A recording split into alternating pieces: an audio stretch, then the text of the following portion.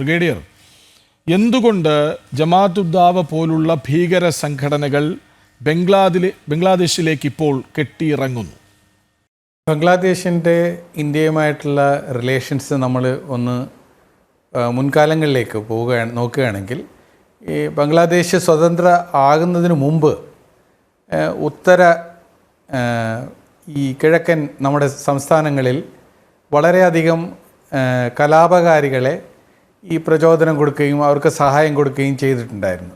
ഇപ്പോൾ നമ്മൾ ഭൂപടം നോക്കുകയാണെങ്കിൽ ബംഗ്ലാദേശിൻ്റെ ചിറ്റഗോങ് ഹിൽ ട്രാക്സ്, അവിടെ ബംഗ്ലാദേശിനെത്താനും പ്രയാസമായിട്ടുള്ള ഒരു സ്ഥലമാണ്. അവിടെ നിന്ന് അതിനോട് നമ്മുടെ അതിർത്തി ചേർന്ന് കിടക്കുന്ന മിസോറാം, ത്രിപുര എന്നീ സംസ്ഥാനങ്ങളിൽ, അന്നത് യൂണിയൻ ടെറിട്ടറി ആയിരുന്നു, ആസാമിൻ്റെ ഭാഗങ്ങളായിരുന്നു, അങ്ങോട്ടേ യുദ്ധക്കോപ്പുകളും മാത്രമല്ല അവിടുത്തെ കലാപകാരികൾ ഈ സ്ഥലങ്ങളിൽ, ബംഗ്ലാദേശിലെ സ്ഥലങ്ങളിലാണ് താമസിച്ചിരിക്കുന്നത്. ഇപ്പോൾ പാകിസ്ഥാൻ എങ്ങനെ ഭീകരരെ സപ്പോർട്ട് ചെയ്യുന്നു അതുപോലെയായിരുന്നു ബംഗ്ലാദേശിൻ്റെ അന്നത്തെ പാകിസ്ഥാൻ്റെ കീഴിലുള്ള ഒരു നയം.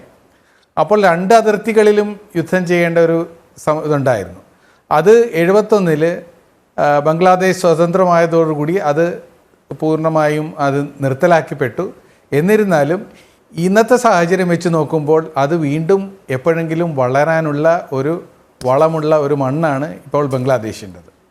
അതായത് ബംഗ്ലാദേശിന് അകത്ത് തന്നെ പാകിസ്ഥാനികളെ അനുകൂലിക്കുന്ന സംഘടനകളുണ്ട്. ഇപ്പോൾ ജമാഅത്തി, JEDO, JEMO അതെല്ലാം ഓൾറെഡി അവരുടെ അകത്തുള്ള സംഘടനകളാണ്.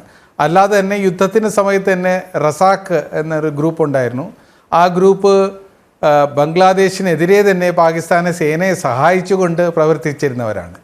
അപ്പോൾ ഒരു സൈന്യപ്രബലത്തിൻ്റെ വെച്ച് നോക്കുമ്പോൾ അവരിൽ നിന്ന് അധികം ഒറ്റപ്പെട്ടായിട്ടുള്ള ഒരു നേരിടലിന് അവരൊരിക്കലും തയ്യാറാവില്ല.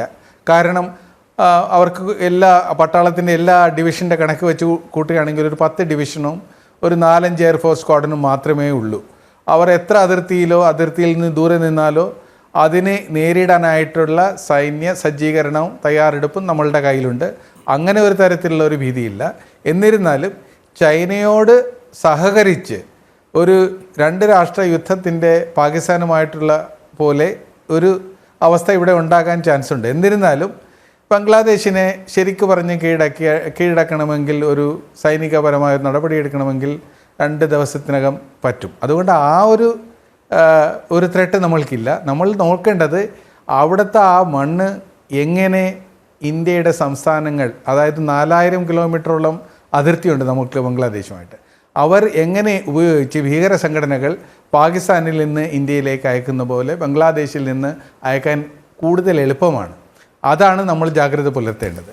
അപ്പോൾ അതിന് അനുകൂലമായിട്ടുള്ള ഒരു രാഷ്ട്രീയ അവസ്ഥ ബംഗ്ലാദേശിൽ ഉണ്ടാകാതെ നോക്കേണ്ടത് നമ്മുടെ സുരക്ഷിതത്തിന് ഏറ്റവും അത്യാവശ്യമായിട്ടുള്ള ഒരു കാര്യമാണ്. ഒരു കാര്യം ഇതിൽ ശ്രദ്ധേയമായിട്ടുള്ളത്, ബംഗ്ലാദേശിൽ ഉടനെ തന്നെ ഇലക്ഷൻ വേണമെന്നാണ് പാകിസ്ഥാനി ആർമി ചീഫ് പറയുന്നത്. അതായത് ഡിസംബറിനകം വേണം. എന്നാൽ താൽക്കാലിക ഗവൺമെൻറ്റിൻ്റെ അവിടുത്തെ ഭരണം നടത്തുന്ന ശ്രീ യൂനസിൻ്റെ ഒരു ഉദ്ദേശമെന്ന് വെച്ചാൽ അടുത്ത വർഷം, അതായത് 2026 ജൂണിൽ, ഒരു വർഷം കഴിഞ്ഞിട്ട്. അപ്പോൾ ഇവർ തമ്മിലുള്ള ഒരു രാഷ്ട്രീയ ഭിന്നതയുണ്ട്. ഏത് പാർട്ടിയെയാണ് ആര് സപ്പോർട്ട് ചെയ്യുന്നത്? ഇപ്പോൾ BNP ആണോ അതോ NSP ആണോ സപ്പോർട്ട് ചെയ്യുന്നത് നമ്മൾക്കിപ്പോൾ ഒരു ക്ലാരിറ്റി വന്നിട്ടില്ല. വരുമ്പോഴറിയാം. അപ്പോൾ ആരുടെ ഭരണത്തിലാണ് ഇത് നടക്കാൻ പോകുന്നത് എന്നുള്ളതാണ് കൂടുതൽ വരുമ്പോൾ ഇത് സ്പഷ്ടത ഉണ്ടാക്കുന്നത്. എന്നാൽ താൽക്കാലികമായിട്ട് നമ്മൾക്ക് അനുകൂലമായിട്ടുള്ള ഒരു രാഷ്ട്രീയ ഭരണം അവിടെ ഉണ്ടാകുന്നത് എപ്പോഴും നമ്മൾക്ക് നല്ലതാണ്. ശരി.